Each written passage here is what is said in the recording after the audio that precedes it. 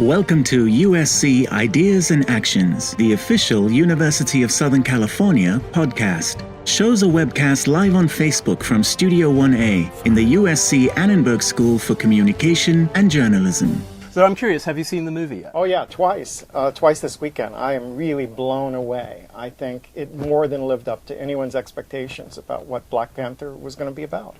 Yeah, I saw it once. I'll probably see it again very soon. It is incredible just how much further they went than everyone was expecting. There were a number of boxes that really we were hoping would be ticked and should have been ticked a long time ago, and they just went so far beyond ticking boxes. It was a great example of what happens when you just leave people to tell their own story in a wonderful way. Yeah, I mean, in a film where you had one black superhero, they would have this burden of representation where they're expected to pull the weight of everything. But having such a diverse array of characters and such a deep bench of secondary characters that we care about, who tell their own story, who represent their own politics and philosophy, we have a fully populated world. And so each character doesn't have to stand in for every black person everywhere, but Exactly. can sort of be a black person on the screen with a story to tell. Yeah. And I think this is a great example of what people say when they say we need more representation. Because you have black characters on screen, various kinds, but you have black creators at so many levels behind the scenes bringing you this story, knowing how to create that world, knowing how to put in just little things that you recognize, just little ways of saying things that characters do, which are completely drenched in the culture or the various cultures of black people around the world that the filmmakers knew about. So it's just great. And this sort of brings to the screen an Afrofuturist worldview that we've been seeing bubbling up in art and music and writing, but cinema hasn't been slow to embrace. So the idea of Wakanda as an African country that has never been colonized, that has never submitted, that has its own value in the world, is a great nation, a powerful nation. And how it thinks about responsibility and leadership opens up a whole new way of imagining blackness for kids of color growing up, certainly. But I think it's also very important for white kids to see black heroes on the screen and to understand their stories and the politics governing their choices. Yeah, and then the other big thing, without giving any spoilers for those who may not have seen it yet, is not ignoring the elephant in the room, which is, of course, you have this fictional, remarkable African nation, but you also have black people around the world, and of course here in the US, who are maybe not as fortunate, have not had a lot of things go their way, or haven't been given the kind of opportunities that some of the people in the film have. That could have been just left aside and we just make a big fantasy. But no, the film embraces that. It stands up and actually talks about the friction that's undoubtedly going to come about as a result of those two situations. I'll not say any more so people don't have But spoilers, the film starts in Oakland, and I think we can say Right, that the film much, starts in right? Oakland, so there and you so go. Ryan Coogler, Yeah. who did Fruitville Station, Set in and Oakland, Creed yeah. takes us back to Oakland. Oakland is the birthplace of the other Black Panther, right? Right. The Black Panther movement comes out of Oakland. Right. And so pitting the two Black Panthers against each other in a way, exploring what the politics of African Americans and Africans might look like in this universe, I think is a really inspired choice. And allows them to do something that Black Panther has been doing for quite a while in the comics, play with our stereotypes about race. Yeah. So their language here are about colonizers, oppressors, savages, primitives, all thrown back and forth in a really playful way that Yeah. forces us to shake up the preconceptions we have. Yeah, absolutely wonderful. So, how did we get here? How has your work and my work led to us having this conversation right now? What kinds of things do you do? Well, among other things, I teach comics as a class here at USC. I've just finished a book on contemporary graphic novels called Comics and Stuff, which will be out sometime next year. And this project, the Civic Imagination Project, has really been spending a lot of time looking at how superheroes are being mobilized by various political movements around the United States. So people have been saying the Black Panther isn't a movie, it's a movement. You know, and I like that phrase, cornball as it is, because it does suggest there's more at stake here with this film, that the fandom for it and Define America are developing study guides for Black Panther to think about issues of immigration and refugees. That the Black Lives Matter movement has been developing voter drives at screenings of Black Panther across America, to Wakanda the Vote, as part of their efforts to educate people about voter equality. So those are just the tip of the iceberg of people all over the world who are using superheroes as political figures to fight for change. Wonderful. I come to this because I actually, as I said at the beginning, talk about science in the public sphere. And one of the things I do in my spare time is work for the cause, as it were, of getting more science into storytelling in entertainment. And so there's a lot of movies out there that you may have seen that I may have been science advisor on. And that involves not, as people tend to think of when they think of science advisors, not so much making sure the science is accurate, because, you know, it's the Marvel universe after all. It's a little bit more extreme in various ways than the physics of our universe. But what I can do is help with self-consistency and just make it feel right, so you're not popping out of the story. Now, I also take the opportunity then to help them design better scientist characters. So there's, as you know, a lot of characters in Marvel Comics that were or are scientists, and it's nice to help them put, you know, more plausible sounding words in their mouths, but also help them bring out some of the more more diverse kinds of scientists that you can see on screen. Because there's certain scientist cliches it would be nice to get away from. So I help with that a lot. So I was excited about Black Panther because not a lot of people know that T'Challa is actually a scientist. Not only is he a scientist, he's actually one of the, you know, in the Marvel universe way of wanting to rank scientists, he's one of the top scientists in the Marvel universe. And so it was really interesting to me to see if this was going to come out on screen. What we do see, again without spoilers, but I think a lot of that's out there, what we do see is that he is indeed embedded in the science. You can see that from the beginning, from conversations with his sister Shuri. But Shuri, who is also a character who came later in the comics, is kind of taking over as the sort of the modernizer of some of the tech that he uses. And you see her all over the screen wonderfully representing black female scientists. And showing that that's a kind of career path, the kind of thing people can engage with. So I think the movie was great for that reason as well. Yeah, I mean, Shuri is by far my favorite character in this new film. She's got such a spark. And to me, as someone who's done work with new media literacies and education, I'm excited to see a young, geeky woman of color stand up in the way that she does in this film. And she's given moments to be heroic. Oh, my goodness. She's given moments where she makes ethical and moral choices. Yeah. And she's able to help change the world around her at a very young age. So as we're speaking outside on the television sets in the lobby on CNN, we're watching young activists in Florida stand up about gun control. Right? We're seeing high school age kids be more articulate than ever before through their use of social media. And it's pretty clear she's on top of the meme scene around the world. Some of the language in the film sort of hints that she's on top of global youth culture.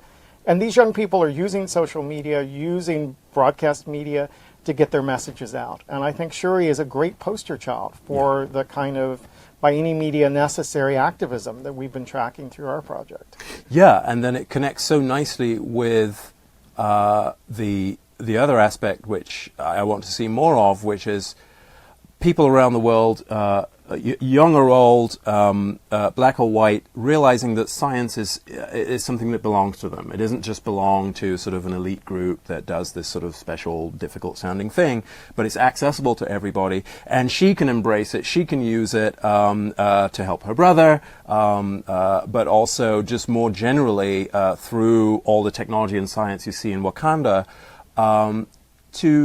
as a means of taking control of their world and as a means of moving forward in the world, using science, using tech, things like that. So it's a great thing to see on screen, and it's about time. And just as there are multiple politics in the film, there are multiple sciences, you could argue, right? There's high-tech science, there's agricultural science, there's respect for traditional knowledge and ways of processing the environment. Yes.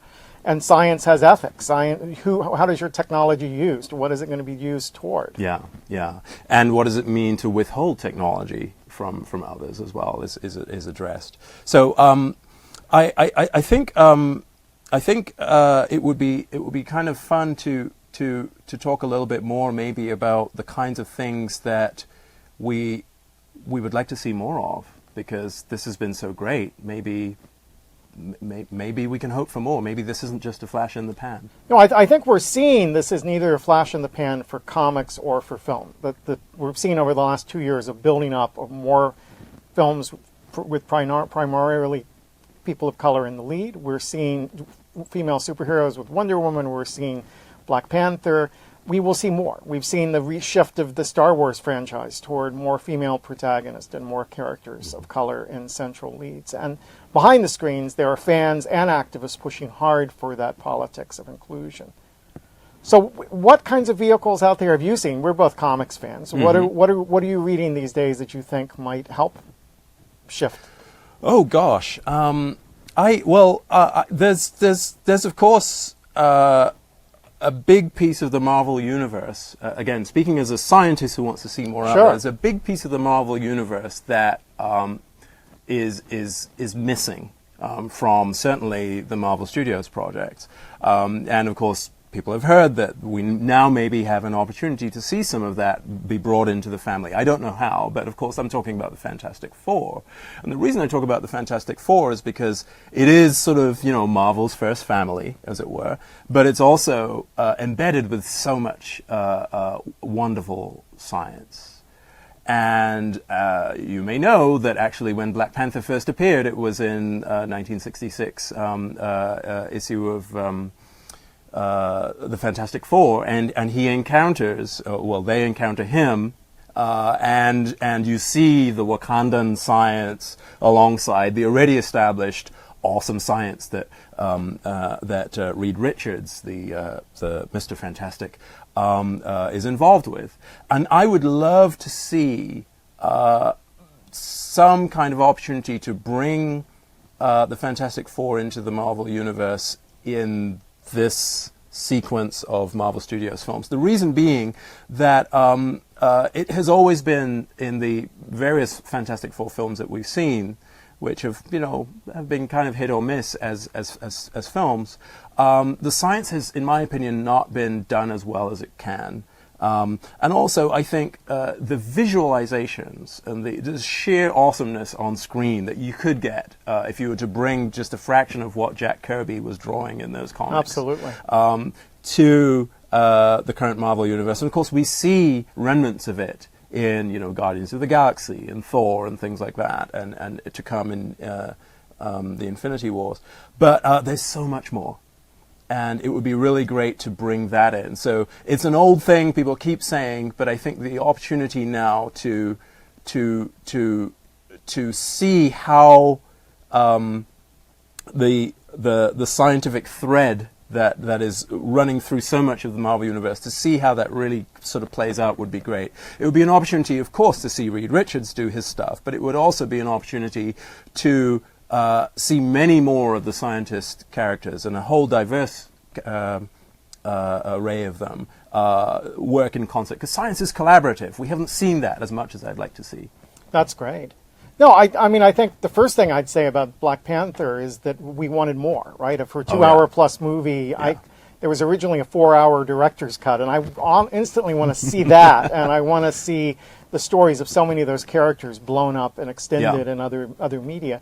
But beyond that, I think we're still in a black-white world, and we live in a multiracial, multicultural universe. So my first step, if I had the studio, was to get Ms. Marvel on the screen. Here we have Kamala Khan, Pakistani-American Muslim girl, who becomes a superhero and lives in a universe where we see such a rich array of American Muslim imagery that I think that would make a huge difference That's at a the great current idea. moment. Yeah. I think then I'd go beyond the superhero world and take on Monstrous, Marjorie Liu's new book, which is an Asian artist, Asian writer, telling stories of oppression of women with characters of many different racial groups, some imaginary, some real, but that story I think would really resonate on a particularly a Get Out world. It's a horror story with comic elements, with supernatural pieces. And then the book that blew me away last year was My Favorite Thing is Monsters by Emile Ferris, yes. which is a Latina artist, writer. It's set in Chicago in 1968 about a young mixed-race girl who's struggling with her identity, coming out as a lesbian, is dealing with the politics of 1968, including racism, but also, we assume, in Book 2, the Chicago police riots will figure into that, and her obsession with monsters and monster movies, which I just, beautifully done. It's a challenge to think about how to translate that work to the screen, because the artwork is so central to it. And all the more so when you find out this was a disabled artist who had to fight her way out from near paralysis in order to do this first graphic novel in her 50s. It's an extraordinary story that this work exists at all. Yeah. But it's so grounded in cinema. Yes. And the fascination with cinema that bringing it back to the screen would take it full circle. Yeah. And we don't see images of fans on the screen that look anything like the image of the fan that appears in that Yeah, book. that's a wonderful idea. One thing to add to that, although there are so many more, but we probably don't have time, I would love to see someone do, if not as a movie, maybe as a short series on 10 episodes or something. Bitch Planet. I don't know if you know that. I think that would be wonderful. It's very timely. It's very smart and very important politically, and just a great story or series of stories. I'm working on a piece now on Bitch Planet and sex criminals because Kelly Sue DeConnick, who does Bitch Planet, and Matt Fraction, who does Sex Criminals, husband and wife, worked side by side. They're exploring sex-positive feminism across those two books in really interesting ways. And the letter columns in both are really an incredible use of comics as a medium. Because if you're reading the graphic novel, you're missing the best part. Bitch Planet has feminist writing popular essays in every issue. I didn't know there that. There are great debates about feminism in every issue. Sex Criminals is really talking to young people in frank ways about their sexuality, about masturbation, about a variety of other things that young people don't get talked to about. And again, that's missing from the graphic novels. I didn't, because I but only it's there have in the collected. floppies. Oh, and wow. So they're using the letter columns in a way I've never seen used before. Wow. I haven't read letters columns since the 80s, so I'm glad they're being used. So it's actually used for some, I mean, age of email, what are they for? They're demonstrating they can be something else. Yeah, they can value create added for a text floppies. around the comic that brings the politics to the fore. That's fantastic. And that maybe brings us back to the Marvel origins of Black Panther, right? That's, it comes out of the politics of the 60s. Ramsey Faraz has a book, The New Mutants, which really talks about the 60s, 70s politics of Fantastic Four, Black Panther. And he's arguing that the letter columns there was one of the places where the counterculture of the 1960s engaged in really heated dialogue about the Vietnam War, about gender, about race. That it was an important site for particularly young people to be introduced into political conversations. And so we can see the same thing happening with Black Panther, the film. Yeah, that's really quite wonderful. I had not appreciated that this was going on in letters columns right now. Let's see, what other project? Do you have any other projects you'd? So yeah, we got a question here Talk from about Jim. Why don't we take that, and then we can get back to my right, projects. Why have Fantastic Four efforts failed in the past? And I suspect that's for you, but I'll have some thoughts too. Actually, I'd like to hear your thoughts first. I think a number. One is that it's been cut off from the mainstream of the Marvel universe, which means that the Fantastic Four has always been an incredibly porous space where characters cross through.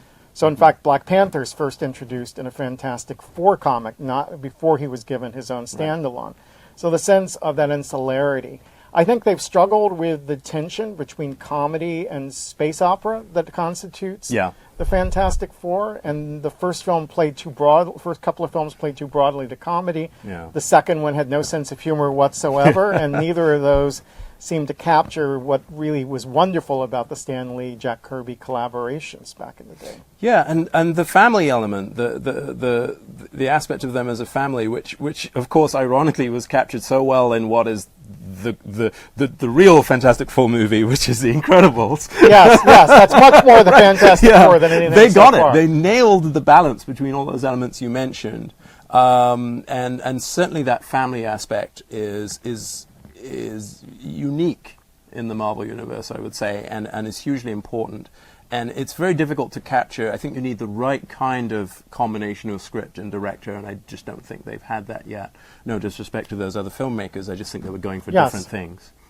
No, I think one of the things about superheroes is people treat it as a genre, but in some ways it's a meta-genre or a mega-genre because it absorbs so much of interest in American comics that it absorbed every other genre into it. Yeah. And so getting the genre mix right is really crucial. And those are the kind of core elements that the Fantastic Four depends on. Yeah.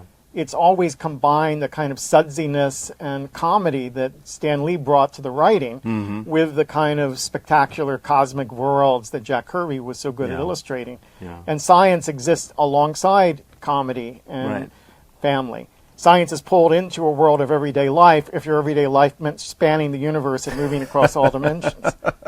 Yes. No, I still go back and look at some of those things. So I work in fields that we genuinely sit down and do calculations that consider the possibility of, more dimensions than the ones negative we see, zones and all of that, and analogs of negative zones and what have you. And it's great to go back to some of those Jack Kirby comics from the 60s and going, wow, he was so ahead of his time in what he was thinking. And so that's why I think, and I hope that maybe they call me when they're looking for a science advisor. That's why I think if they go back to the Fantastic Four universe and try and embed it in all of what already exists in the Marvel Studios films, there are opportunities to do some wonderful things with the science, with the kinds of scientists who be doing the science, because also Black Panther, T'Challa did a lot of that stuff, going into some of these extraordinary worlds as well. He battled Galactus and all of these characters. So there's opportunities to do that, to show collaboration between all of these great minds. Let's not forget Tony Stark and people like that as well. But also, there's a lot of contemporary science that we've learned since then that would be fun to help embed into that and get people excited about what's going on in current research ideas. And Kirby would have been there, totally. I mean, he was at the cutting edge of science constantly, and Kirby Tech is one of the great joys of those comics. Yeah. But you're a comic creator as well, and you have a new graphic novel out that is trying to explore science and even superheroes a little bit in the context of everyday life. So maybe you should say something about that. Thanks. I created a graphic novel, which is sort of a series of conversations. I wanted to sort of get away from that one way that we are supposed to do these kinds of non-fiction science books, which is that the expert comes out of their lab and writes a thing telling you how you're supposed to think about various aspects of science. And that's a fine way of doing things, but it's not for everybody. And I thought it'd be fun to help people find ways into science using different ways. And so what you do when you read this book is you eavesdrop on conversations about science between everyday people. You get to see them because I have the characters there. I get a broad range of different kinds of characters. You're kind of curious to know who these people are, see how they sort of get into various topics. And by virtue of them being conversations, it means you can move around various topics. So I can talk everything about from how the universe began to how various kinds of food are cooked, all the way out to the nature of time in various conversations. Because conversations have that way, as we're doing right now, of moving between different topics. And you sort of stay with it because you're curious about who these people are and where's this conversation going to go and where are they. So because it's a graphic book, I get to show all those things and really engage you on the page. So that's. And I was very impressed as a comics scholar and fan that you not only mastered the language of comics, but you're pushing the boundaries of it. You talk about comics and physics having a close relation to each other. Yeah, the joke I say is that I have there's sort of a new equation I discovered in my research on this topic, which is that physics equals comics, in the sense that. And this is well known from this aspect. I'm about to say is well known from people like Scott McCloud in Understanding Comics, where he talks about the fact that comics are not a passive medium. You're actually, as you look at a set of panels, and there's a convention for how you read them, you create a sense of space and time as you're reading. So what I'm saying is, taking this further, this is the reason why I think physics is particularly well suited to this medium, because comics are really physics. The whole way they work and the way we end up creating space and time is very similar to what happens in physics and how we, moving in the world, perceive the world. And so it's a great medium for discussing physics. And then I actually get to do things like play with the rules about how space and time is created on the page. When I'm talking about current research on space and time and how space and time gets changed near a black hole or at the beginning of the universe, I can actually not just have the characters say that at one level on the page, I can also, in the panel structure, play with that as well. So you're seeing several levels of physics going on the page in a way that I think hasn't really been done much before, and I think actually should be done more. I think there are many more interesting pieces of physics that could be given that treatment. Yeah, and for you, physics equals comics. For me, politics equals comics, right? We're seeing the same sort of pattern that Right. when we did my book, my team did our book, By Any Media Necessary, The New Youth Activist. We interviewed about 200 young activists, and they kept saying the language of politics is broken. It's repulsive in that it's bound up with partisanship. It's exclusive in that young people don't have a point of entry into it. So they were looking for new language, and what they're finding is that new language is in popular culture. It's partially Harry Potter, it's partially Hunger Games, but a lot of it is superheroes around the world. So, for example, we talked to the Dreamers, the undocumented youth fighting for civic rights in America. They see Superman as telling the story that's really essential to their struggle. So they say they would tell you that there's no such thing as an illegal alien, that they're undocumented. But if there were an illegal alien, Kal-El might be a poster child, right? Because here we have this man sent to a new world by his parents, part of a dying society, searching for a new life, a new opportunity, crosses the border in the middle of the night, lands in Kansas, gets adopted by an Anglo family who teaches him to hide who he is and where he's come from.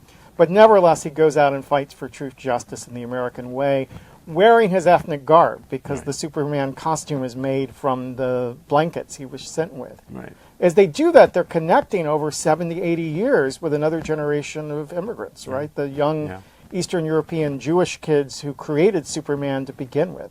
So Superman's always been an immigrant story. It's now being mobilized for social media, for memes, for street theater, for protest.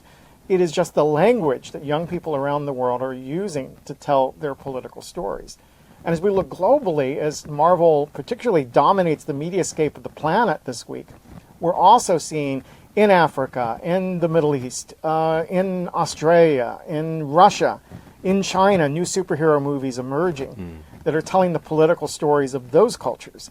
If we could just open the doors so we could actually see some of those films here. Yeah. But what they're finding that language an effective one to speak about women's rights in Pakistan, attacks on women in India, about poverty in Syria and the refugee camps, about power and national glory in Russia. Not all politically progressive. The Russian one's pretty scary. But it's interesting that these films exist because they tell us that as Hollywood blankets the world, it's not simply destroying local culture. It's giving us new vernaculars to talk about local politics with. Yes. Yeah, I think that's a wonderful point, because the instinct is just to go, oh, it's more Marvel movies, and what we're seeing is that it really is sort of giving voice to all aspects of the culture and a sort of a new filter. So we just got a message from another listener out there. You want to pick that one up? Read it? Where will Marvel go after Infinity War reboots with new heroes and actors? So that's an interesting question. There's a very clear limit on what I can say. I actually did a little bit of science advising for Infinity War, and so I'm under a non-disclosure agreement, Understood. so I probably shouldn't say anything. And I don't really know that much in terms of what the future plans are. So maybe you have some speculation? Well, I mean, Sure. I'm happy to speculate. I mean, first of all, I would say that they pulled out most of the most well-known Marvel characters so far in the first series. But Namor, for example, the Submariner, has not been done at all. And I suspect Marvel's watching to see how painful the production of Aquaman turns out to be before Namor gets pulled into this. Would be one of my speculations. Right. But I think, the Inhumans did not work on TV. which is a kind of potential closing out of another corner of the Marvel universe. But it might work, those characters might work in relation to something else. I think Galaxy demonstrates the potential of the deeper space side of Marvel, and we're just seeing Doctor Strange emerge as a character as well. So I'm not a huge fan of the cosmic dimensions of classic Marvel compared to some of the more earthbound pieces, but I think that's definitely a direction they can go. And then I think Wakanda opens the door for many of the other characters to enter into that space and to be a driver. So a world where the superpower is Wakanda is, I think, a story that I would love to see played out as both a parallel to the U.S., and I hope we fumbled our superhero status in recent years, but also the ways in which we can see African culture values writ large, and what a planet that was led by those values might look like. Yeah, I think Roxane Gay and collaborators' work on World of Wakanda is definitely full of opportunities to for source material. I wonder. Yeah, it's interesting. I mean, it's clear there are hints at the end of the Civil War movie, and also in what's coming up, that there's going to be a shift of some kind. Not the least because it's clear some of the established heroes that have been in movies so far, their contracts are coming up, the actors, and some of them want to do other things. So I think that it's an opportunity also for Marvel to bring in new audiences, maybe to skew younger in some cases. So I don't know where they're going, but it's clear, given the 18 movies they've had so far, that they have a good chance of doing something really interesting and very exciting. So we shall have to see. But I'm really not sure. Tobey Maguire, after the first Spider-Man movie, said, "How many stories can you tell about a guy in a spider suit?" And I want to say 60, 70 years worth. I'm there all along. Okay, so we have another question there about Asian leads in the Marvel Universe and about the origin of Storm. And both of those seem like really interesting directions to go. Yeah, the Storm origin story for sure. I think people have been talking about quite a bit. That would be very interesting. It would certainly be interesting to see how if they tie that into the existing Marvel universe one day. Sorry, when I say Marvel universe, it's Marvel Cinematic Universe. Asian leads. That's interesting and hugely important. That needs certainly. There's a lot to be done there. I'm not sure where one might start in terms of characters. I mean, obvious ones could be Amadeus Cho's Hulk, maybe. That would be an interesting way to go, but there are probably other well, the place I would point so far would be Marvel's Runaways, which has a really spectacular Asian woman, not quite lead, but as a member of a team, and probably the standout performance in that series. So far, but we need to see more. Yeah, and of course, in terms of Kamala Khan, as you mentioned, that's an important aspect of that story as well. When you South Asia being not as well represented as would be nice. So I think that would be a way maybe of expanding things too. I actually don't know what the plan is for. I was thinking in terms of what's going to happen, not with Ms. Marvel, but with Captain Marvel as well. I wonder what opportunities they're going to take there in terms of having major characters on screen that are, not the usual, as it were. So obviously, Captain Marvel herself, but there's opportunity there. I don't know how far along they are. I did get a call from some of the producers to, when they're ready, to maybe talk about some of the science, but I have no sense of what the script looks like or anything, or what their source material is going to be. Well, that was such a breakthrough comic when Kelly Sue DeConnick took over Captain Marvel in terms of getting Marvel to think about women's characters in a different way. Yeah. And that paved the way for a lot of the other diversity that's started to emerge in the Marvel universe. So that's why I was wondering whether they might use it as an opportunity to maybe have Asian characters. I'm not sure. I just think every time, my hope is now every time they think of a new property that they're bringing to screen, they're thinking in terms of how can we really do a good job, not just for the sake of ticking the boxes of diversity, but because you tell such great stories, Absolutely. as we've seen. And so I was just saying Captain Marvel may be an opportunity there. We'll see.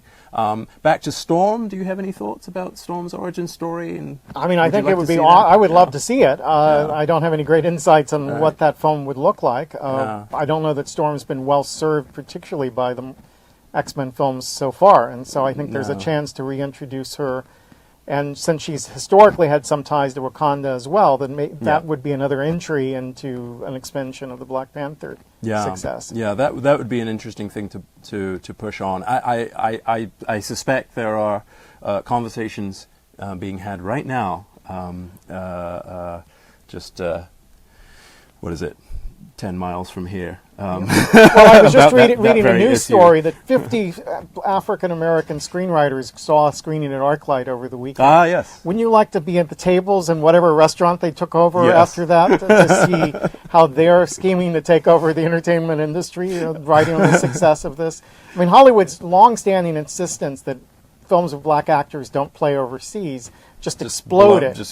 Right? Imagine there are black and brown people in countries all over the planet who like to see themselves reflected on the screen. Who would have thought? Who would have thought? But also, there are just people who want to see good stories involving diverse people because it's interesting to hear about new kinds of stories, whether they be people of color or in Asia or Europe, Northern Europe, wherever you might find that there are people looking for good stories, regardless of the demographic. I think they're going to go and see a good story because people just love stories. So if people want to find more about your work, what should they do? Pick up the book?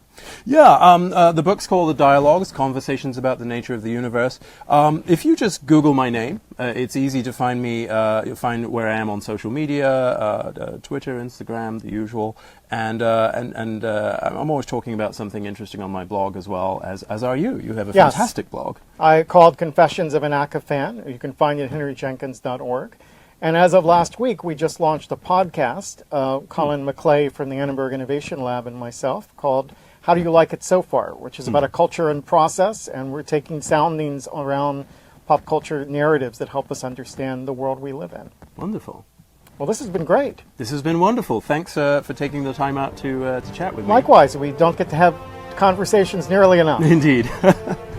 Okay, so perhaps we should say goodbye to everyone. Yes. Thanks for watching, and maybe we'll do this again sometime. I hope so. Thanks for listening. Subscribe to our podcast and follow us on Facebook.